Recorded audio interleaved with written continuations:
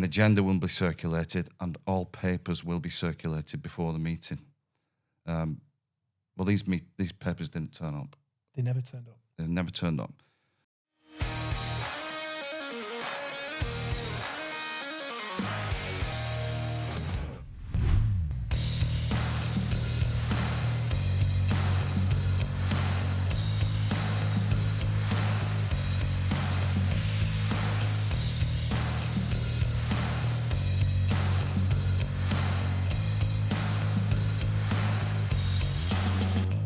Hello and welcome back to Rugby League's Back 10 podcast. I am your host, Kyle Amor, and as always, I am joined by my co-host, Matt Shaw. And this week, the Rugby League personality gives me a great honour to introduce our guest who's been making history in the game since 1993 and continues to do so today. He is Super League and Wigan Warriors legend and current CEO, Kris Radlinski. Rads, how are you? Great. Good to be here. Another quiet week in Rugby League. Never disappoints, does it? I just can't believe you've been going since 1993. No. I was born in 1993, just so you know. Yeah. Well, you know, it's the big 5-0 next year, believe it or not. So, how long ago was it since you retired? Playing? About 18 years. I remember you coming out of retirement. Yeah, a long time ago. Mate. How did they pull you out of retirement? This is a great story. How did that happen? Listen, I have a lot of respect for the sport. We were having a very difficult season, 2006, and it was clear that the team was, lacking a bit of voice, a bit of leadership. So I just had a coffee with Brian Noble, and I shared a few things, and he just asked me the question. And I did absolutely nothing in them 6 games, but I do think actually in the changing rooms it was just a bit of a calm influence, really. So 6 games and we avoided relegation that year. So job done then, Rads. Well, I'm not taking credit. Has anyone sent the SOS call to you yet? Absolutely not. No, I didn't think they would do. So moving on, Rads, look, you are the epitome of a one club man. So what we want you guys to do at home is we're going to ask you to comment below about your best ever one club man for your team. Do let us know again in the comments below. And above all else, do not forget to like, subscribe to All Out Rugby League so you do not miss a single beat in the world of Rugby League. Now let's get into the show. So, another week, another quiet week in the world of Rugby League. Matt, you're going to bring us all the latest news once again in a 1-minute roundup if you can. Off you go. I'll try to. Right, let's start with Salford Red Devils. Another manic week for the Reds. The players did get paid. However, on Thursday when they played Hull KR, 5 players withdrew from the game through injuries for some of them, but others, they were about concerns regarding pension payments that haven't been paid. It now appears that a mass exodus is coming from the Reds once again.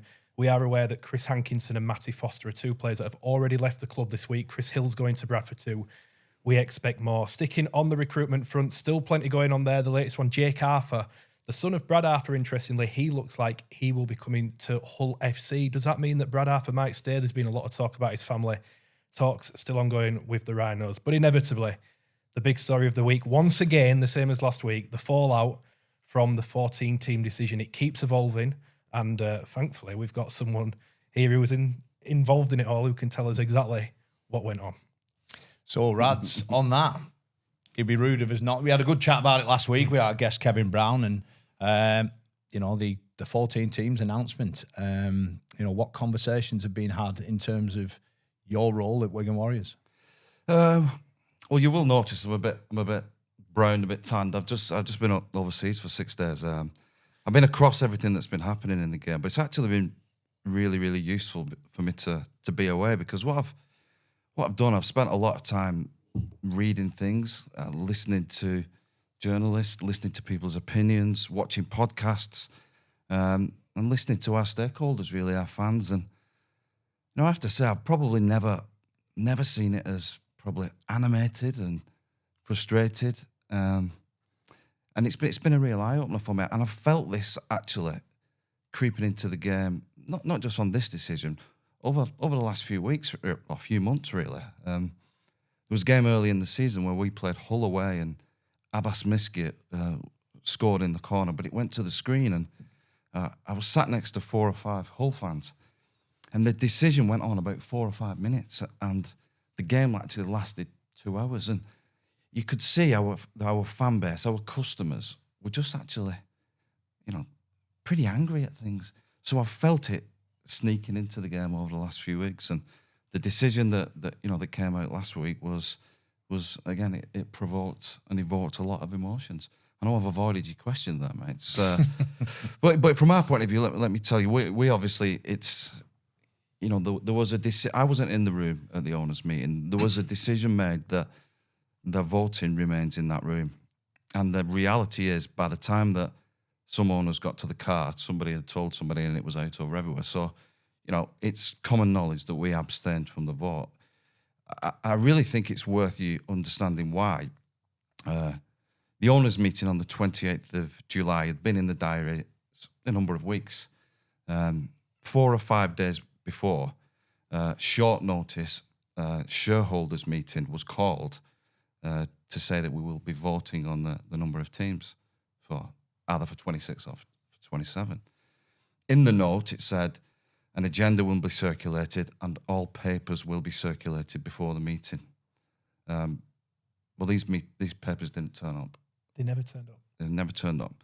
So this was a huge decision for the future of the sport. So this requires financial analysis, check and challenging at club level, at board level, us establishing our position before we go to a vote in Leeds. And we abstained really because a lot of answers, a lot of questions we didn't have the answers to. We did not have the information. So, yeah, the vote went through. I sit here today in front of you guys and you could say, what's Wigan's position on 10, 12 or 14? We don't have an opinion at this moment in time because we can only have an opinion based on the statistical analysis, the financial information. And that was presented on the day, but that needs to be presented 2 or 3 weeks in advance so you can really check and challenge all these decisions. So, that's the fall. It's been a crazy week. Learned lots of things, but more importantly, I've got a real sense of the temperature in the game, really. I've got a few questions I just want to ask off look, I'm not in favour of going to 14 next year. No, I've no particular issue moving forward. I'm staggered about the papers. That's really surprised me, but it falls in line with something I really can't get away from, and that's, I know Sky have been aware there's been talk of going to 14, but it doesn't sound like they were ever consulted and asked for their opinions on some of the proposals that have been put forward. It's not just 14, it's getting rid of Magic Weekend, which I'm, again, not for, because Sky use that as one of their key rugby league weeks across all of their platforms. What I can't understand, Kris, is why Sky weren't consulted, their opinion wasn't collected, and then that presented to clubs as well. It feels like very much what you said. A decision was made that this was what they wanted to happen, but no one was quite sure how to get there. That's how it feels. Yeah, listen, I don't know the extent of conversations with Sky. I really don't know the answer to that. I think we can't be fooled here to think this decision is about 10, 12 or 14 or loop fixtures or Magic. This is about the financial sustainability, the long-term sustainability of this sport. And everything, whether it's the number of games or the creative stuff like Magic, it all actually comes back to the money that's coming into the sport. And this is not just short-term thinking of what it is in 26 or 27. I'm led to believe that distributions will be protected in 2026 at 1.3 million. That's great, but how do we get to 2 million? How do we get to 3 and then 5? And, can we dream about getting 10 million? That's the level of analysis that we need at this moment in time. It just seems pretty rushed and leaves a lot of questions, really. Yeah, I've got 2 questions for you, Rod. So for the first one for me is, obviously we're going to have 2, possibly 3 new teams coming up. You talked about customers before and feeling their frustration. We've seen a couple of games this season from those lower end leagues, those lower end clubs, massive blowouts. Nobody wants to see that. Is there a danger of it being so rushed? I'm led to believe there's a couple of Yorkshire clubs who voted yes for 2027, but no for 2026. We're now August, so it feels very rushed. is there a danger of upsetting customers further and damaging our product in terms of what we're watching? Well, for me, the professional sport at any level, any sport, it's about planning. It's about succession planning. It's about knowing what your squad's going to look like next year, in 2 years, in 3 years. About looking at your kids, 14, 15, where it's all going to filter through. And realistically, what are we now, August? We're going to go through a process now where clubs are going to have to recruit for Super League standard. And we've not got a massive pool at this moment in time. Is there a big market of players? I think what will happen is there will be some players who actually rush into making decisions because of probably welfare and well-being reasons, because they know other options. And, there's lots of things in our sport which are intrinsically linked. And if we start at the top, which is the finances, the money that comes in, that then links to salary cap, of course, and how much we can pay our players. And we've got a few new things coming in like concussion and player load. And then there is the financial sustainability, where you have something like Salford, where you have to consider player welfare. There are players playing for Salford now who have been fast-tracked into Super League system. Everything's linked in this Super League circle of life, and I just think you can only make these decisions once you have all these information. And I think at this moment in time, we're missing key bits. And my second question off the back of that, Rad, you touched upon it, recruitment. Is there a concern from your bigger clubs, Saints, Wigan, Leeds, Hull KR, I suppose, at the moment? Is there a concern that those sort of squad numbers, 21, 25, that you naturally nurture through your academy system, is there a vulnerability for you as a club to lose them players to these other 2 teams, 3 teams that are going to need to recruit? And where does that sit? We'll lose a couple of players this year. And fair play to the lads, and I congratulate them, but they'll move to clubs and they'll get phenomenal wage increases. And fair play to them. It's a short career, and we'll shake their hand and we'll thank them for everything. But that's the kind of panic decision making that clubs are having to make through this process. And I go back to the point. If we want to be serious as a sport, it's not planning what's happening in 6 months' time. It's planning the next 5 to 10 years, and I don't think we're there. That's got to hurt you though, Rads, hasn't it? If you put time, effort and energy into a 13-year-old kid, nurture him all the way through, dip him in and out of the first team, and then he has his head turned by 20, 30 grand and rushes a decision that as a young man, he probably needs a bit more, experience in terms of guiding him about staying in a good system. Yeah, and that's that's a consequence of this system. What I find is really important, Kyle, is players now, they're asking more questions. And this was probably evident to me when I went to Australia to sign Luke Thompson. And, his manager talks about money, but Luke drilled me for 90 minutes about everything about the club, the direction of the sport. Are we worried about things? What was TV, the profile of players? Absolutely made me work. And I loved it. But now more than ever, players are asking these kind of questions because they are listening to fans' voices. They are kind of recognising that, things aren't perhaps as rosy as we would have liked.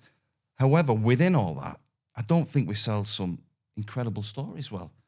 For the first time in our history this year, the sport will go through 5 million in central commercial revenue. TV audiences are up 43%.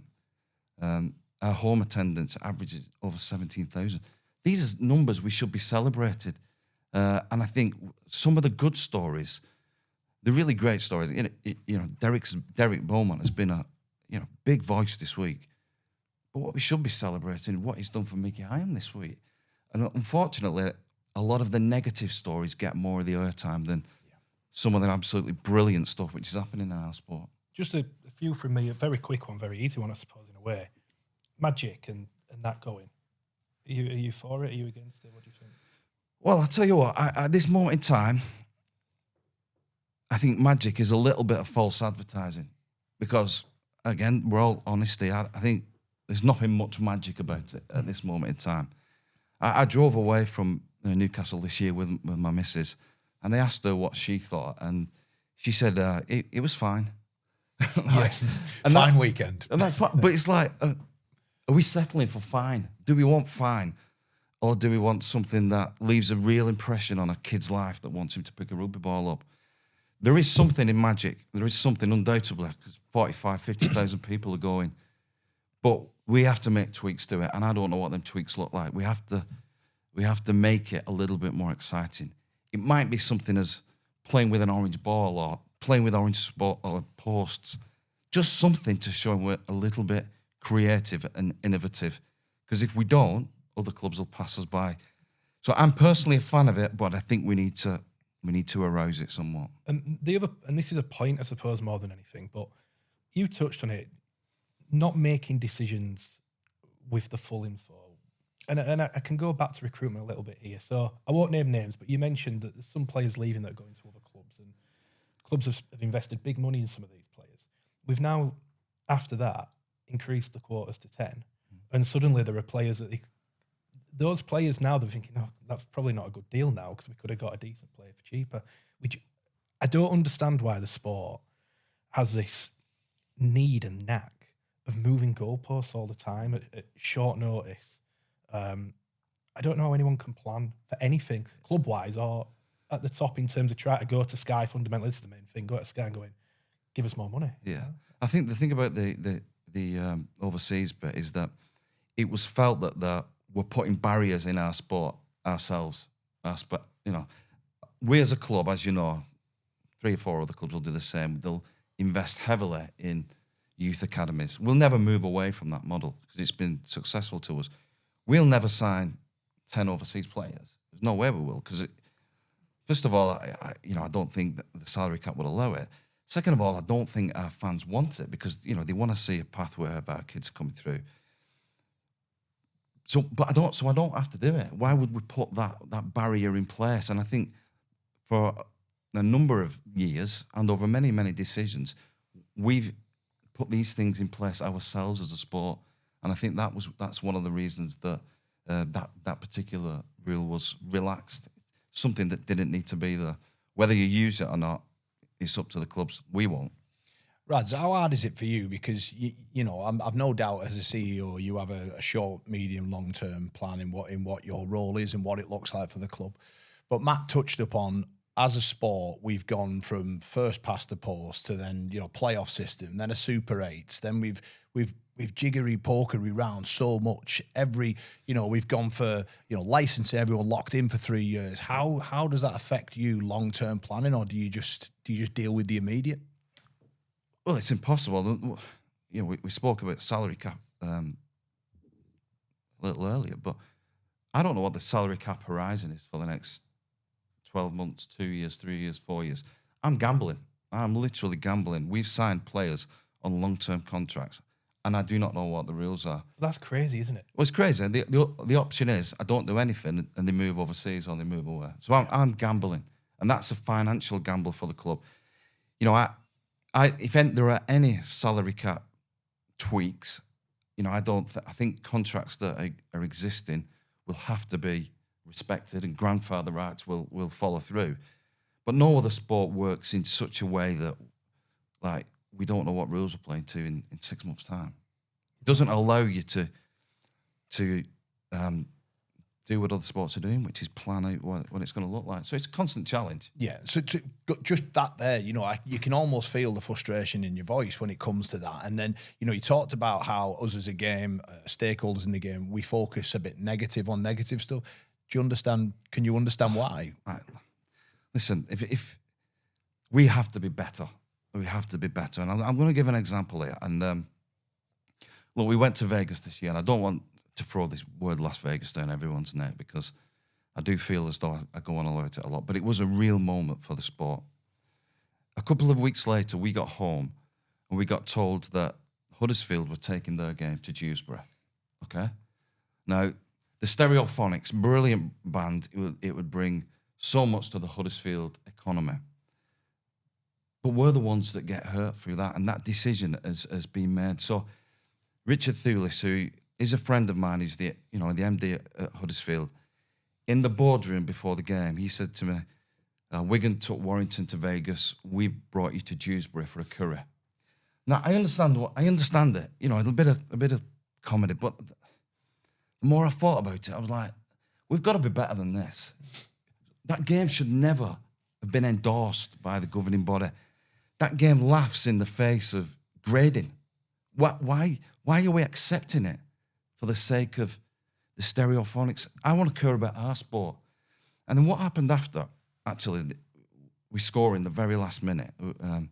Jack Farriman, a brilliant piece of skill from Zach Eckersley. And Matt Peat does his interview after the game, and Trevor Hunt, you know, we all love, a great guy. He almost insinuates to Matt, "You've got away with that." And Matt gives a little bit of a prickly response, which was, "Listen, my players had so much to overcome today. They had to come to this ground. The field was small and narrow. The referee, the game was refereed slow." Matt got £1,000 fine for that. He got fined for those. He got fined £1,000. But for me, it wasn't about the fine. It was, we've accepted going to Dewsbury for a curry and playing a rugby match. Yeah, but a coach, speaking a little bit honestly, we fined him for that. Who is holding the governing body to account there, saying that should never have been endorsed, that sport? That's damaged our sport. So I want us to be better in all of this. You know, IMG were brought in to raise standards, and to a degree it's worked, but I wanted so much more from IMG as well. Yeah.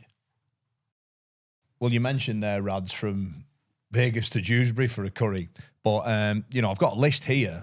It's not the, you know, Wigan as a club, it's not the first time that they've been on the road. I'll just read you a list of what we have here. County Stadium, Milwaukee, 1989. Anfield, 91. QE2 in Brisbane, 94. Belmore Sports Ground, New South Wales, 97. Allianz, 2014. Wollongong, 2018. New Camp, 2019. Tottenham, 2022. Vegas, 2025. And you've recently announced that you're off to Paris as well. You know, look, some of them are by default and others are by design. How important do you feel it is? Well, clearly as a club, you are the sort of trailblazers for spreading the word of rugby league. How important is that for you guys, not only commercially, but as a brand? Yeah, I think we can't remain static. We can't I keep saying turning up every February and rolling out the same product. We have to try and look at doing things a little bit differently. Vegas, the first time I watched it, it was rugby league from a different planet. I mean, the presentation, the number of cameras used, the colours, the vibrancy, everything about it. I just felt we were a million miles away from that.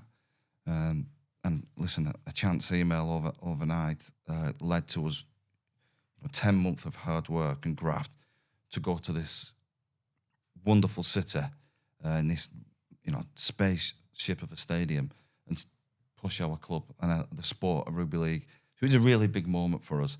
I think in the past, over the history of our club, you know, going to Milwaukee, that was probably Maurice Lindsay's idea at the time. He wanted to grow the brand, and we went to Wollongong. And I think, you know, not all our fan base can go, you know, but there is a strong element of where we're going next. And I'll continue to try and grow the brand and grow the eyeballs and the viewership, and also give our fan base wonderful experiences as well, which I think we're doing that, and I think other clubs can learn from that as well. I can't resist to ask. I'm going to have to ask. Right, what are your plans for games on the roads? Because you obviously went to Vegas with Warrington, and then I think both clubs openly like to make a bit of a partnership and take games here, there, and everywhere. Yeah. We know you got Paris with Catalans next year. But where's that Warrington venture going right now? Where we are? Yeah. So what happened was, to go to Vegas, one of the clubs had to lose a home game. And it was us on this occasion, so I went to Carl at Warrington and said, "Listen, you'll come with us, but can we do a joint venture and you'll take one on the road, next year or the year after?" So there is an appetite to do it. We have been looking. I don't mind saying we've had a good look around Dublin, but at this moment in time, the venue that we want is not quite there. But so it'll probably be a 27 that we'll look at that. 26, we'll go to Paris with Catalan, 30 years of Super League. 30 years since I actually played in Paris for Wigan, and I visited the stadium which a few months ago, which will be brilliant for the sport. And that's Catalan's venture that, they're having stadium renovation. So, listen, it's new. We just have to keep recreating ourselves and keep being innovative and looking for different ways to grow. Rads, why Warrington? Was there any other clubs that you reached out to, or was it just Warrington who said, yeah, we like it, we'll get on board? Did you consult other clubs, or was it just a case of... Listen, the reality is I went to my board with the recommendation of Warrington, and there are three reasons. First of all, I was working very closely with Simon Moran, putting some concerts on in Wigan, and I built up a really good relationship with him. We brought Noel Gallagher and Richard Ashcroft to the town, which, a moment for the town. It had a real economic impact on the town. So I had a good relationship with him. There was the Sam Burgess effect, massive in the NRL, and I thought, for him to go over there and his presence to be part of it would be good. And the other one is Fitzy, Carl Fitzpatrick, who, he's a marketeer at heart, and he has lots of ideas, and we spend a lot of time talking about where and what the sport could be. So there were the three reasons really, and my board agreed. I'm going to tell a story now. So in Vegas we met, didn't we, after on the Monday at Caesar's Palace for breakfast, and we got talking and and Miami got brought up. I went giddy. We got the ball rolling, and I think we were a bit fanatic, a bit just dreaming. Is that possible? Would Miami be realistic? Would even Dubai, because with what's going on with Global 13 and their involvement, that they're in that region out of the Saudi Arabia, is that? Have you looked into that more? I think the world's getting smaller, so there's no doubt about it. We've looked at other places. I think where Vegas has probably spoiled us a bit is that the locality of the stadium at the bottom of the strip and the number of hotel rooms. It just felt as though it was built for something, sport event like that. If you are going to different venues, you mentioned, the Middle East, they're probably, first of all, expense. That'll be a great deal. The stadium in Miami where they're having one built, the new Inter Miami Stadium, it's actually a little bit outside of Miami. A really great size for us, a really nice fan park around.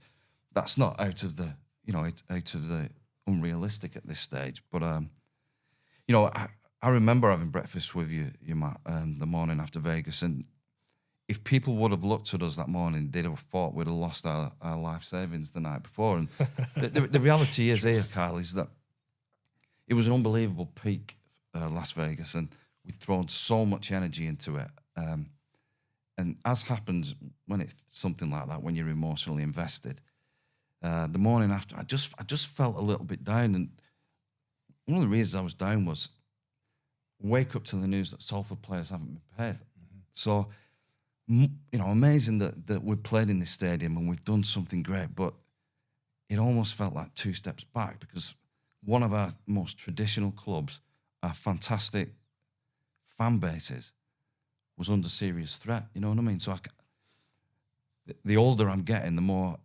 it's not the small wins with Wigan, it's actually the health of the sport which sets me moving. It's firm, wasn't it? Yeah, it was. I remember. Yeah. I just felt like, yeah, this is what you could have had, but let's get back to reality where we've got some real fights. This is a brutal question, I suppose, an honest one. Do you feel sometimes that the sport drags the top down rather than letting the top pull the bottom up? Brutal question, Matt. No, I don't actually. The game has not been in a stronger place with regards club ownership ever. So we've got some really invested, wealthy people who want the game to grow. I think we cannot get away from the fact that each club is having to put a couple of million in. Where each club is losing money. That is the harsh financial situation that we all put ourselves in. So we all have to accept that it's not good enough anymore to expect a guy to just pumping millions. So something has to change. So I don't think it. I get your point, Matt, why you would say it, but I don't feel that personally. I think my job is to keep growing our club and keep challenging other people to come on the journey with us. Some people can't come on that journey with us for their own reasons. If you feel that way, then maybe that's your perception of something. Just on the Middle East, I wanted to touch on that because I don't know how much this is actually well known, but Global 13 are in and around and doing things in Jason Harborough and whatever else. There's been a little bit in the press about Saudi and investment from the Middle East. Do you get the impression it's genuine? Is there some legitimate in there? Well, as you mentioned, Jason has a lot of connections in the Middle East. He's done a lot of work out there, and pretty much every sport is exploring what is happening out there. At some point, it will come, and then we have a decision to make. Where we go as a sport. So, I'm not sat here with an exclusive I can give you to say, look, this is happening. I think it's probably an ideation stage at this moment in time, and should we be in the conversations moving forward, that's where we are. Well, look, we've spoken about all these grand plans that we're going to do and the ventures that they take, and we spoke about poor old Salford at the bottom of all of that. But what I want to ask you, Rads, is and finish on really is IMG. We've got a 12-year agreement with IMG. Who was supposed to come in and drive and change the sport for the better. If I'm really honest, apart from sending a couple of players to Wimbledon, I'm not too sure what they've been doing, Rads. Where are you at with IMG? First of all, we've just gone through, or we're in the process of a strategic review, another one, and we brought somebody in called Jason Harborough from Global 13. I don't know where, at this moment in time, IMG sits with the strategic review committee or with Jason. I don't know the answer at this moment in time. If you go back to the start of the IMG relationship, for me, there are two things where I think definitely got on the wrong foot, and two is actually what is on that deal sheet, the piece of paper. What have you been brought in to do? Now, one of the things that I envisaged when IMG would come to the sport was they would bring their black book, a massive company worldwide, businesses, of agencies, of talent, and I thought they would bring blue chip sponsors into the sport. That was one of my understanding.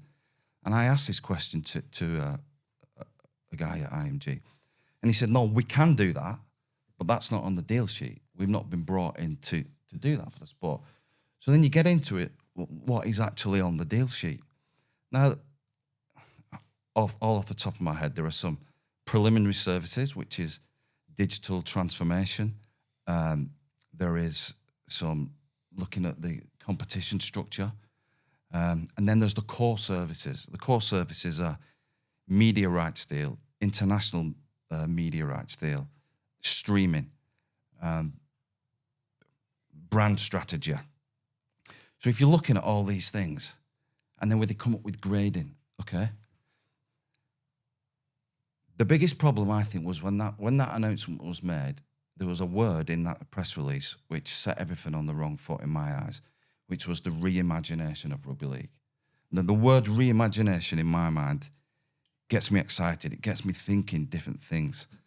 What has actually happened is grading comes into play. And I'm going to use this as a very, very, very specific example, but you get the point I'm trying to make. One of the points on minimum standards is you need to have a barrier separating your corporate hospitality seats from your spectator seats. You get scored on that. Now, I could write down 1,000 things that are wrong with rugby league, but that would not be on the list as an example. So I'll go back to this point about the black book, reimagination of rugby league, and I was thinking, I was having a look about, who is IMG's talent. Now, I'll use one guy as an example, The Rock, right? He is IMG's. They'll have his phone number. Samoan heritage, probably likes rugby. Surely we can get something into him, a bit of cross-promotion.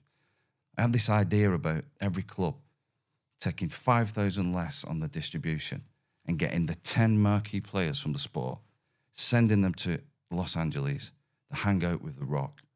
IMG have got an academy, a training academy in Los Angeles, or they did have. The content we create with our marquee players, all doing the bleep test against each other, all seeing how strong they are. To me, that's reimagination. And I don't think we've got to that. And it goes back to where we was right at the start is, it's not on the deal sheet. On the deal sheet is, we've got to get your digital better. We've got to look at your brand strategy. We've got to look at, this and that. I don't think there was anything wrong with our sport. I think what needed was how we elevate these guys, elevate these superstars. The sport has recognised that we need more superstars. Yet what is being muted at the moment is that we need to put salary cap down. So you want to pay them less, but you want them to be superstars. It doesn't work, lads. It doesn't work. I want us to be creative. I want us to be better as a sport. 30 years of Super League.